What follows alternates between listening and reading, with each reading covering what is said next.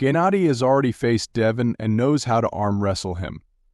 He must avoid making the match about the hand and wrist, where Devon is unmatched. Devon can easily toy with him and bleed him. Devon's pronation and riser are too much for Genadi to handle. Genadi's best chance lies in the flop press, opening Devon's arm and forcing his shoulder below the table line. Repeating that strategy 3 times could secure the victory. Genadi has been talking about a Devon rematch since his return. He also initially floated the idea of competing for the 115 kilos belt.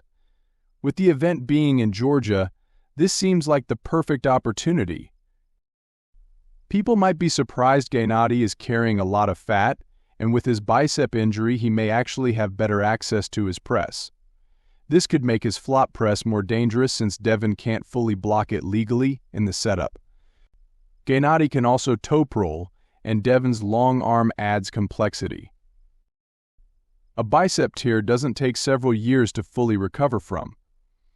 Whether it will ever return to what it once was depends on the specific type and severity of the tear, as well as how well the surgery and rehabilitation went. For Genadi's sake, let's hope his recovery is closer to Michael Todd than Zor's. All the pressure is actually on Genadi. He won last time, so there's not much for him to gain from this match, well, except for the number 2 spot, I guess, and the obvious it's held in Georgia, in front of his home crowd. Genadi shows courage. I love his attitude. Devon has just as much, if not more, pressure. He has to win. He lost to Genadi last time, and even Levan said Genadi is not the same puller he was before his wrist injury. If Devon loses to a worse version of Genadi, it would be catastrophic. But he won't because Genadi is not in shape, and their last match was already close. Devon will cheat the absolute living daylights out of Genadi this time, considering how the match went last time. Plus, Devon is on an upward trajectory, and Genadi likely isn't at his best. Even if they're close in strength, match preparedness is something else. Devon is better than when they last met. Genadi is worse. I don't see how Genadi is the favorite. I do hope he's ready, though, and that it's a good match. Devon is looking to embarrass him in his home country. I agree Genadi is probably worse, but who knows, maybe he can return close to his previous form by February. However, are we sure Devon will surpass his previous form? The issue is Devon hasn't consistently proven he can defeat a strong flop presser. Genadi, unlike Camille, has a much better flop press on the right.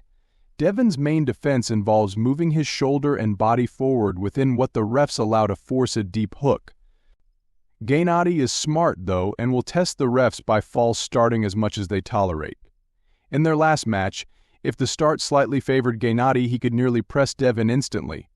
I still favor Devon because I believe his inside game has improved, and Genadi might not be at 100%.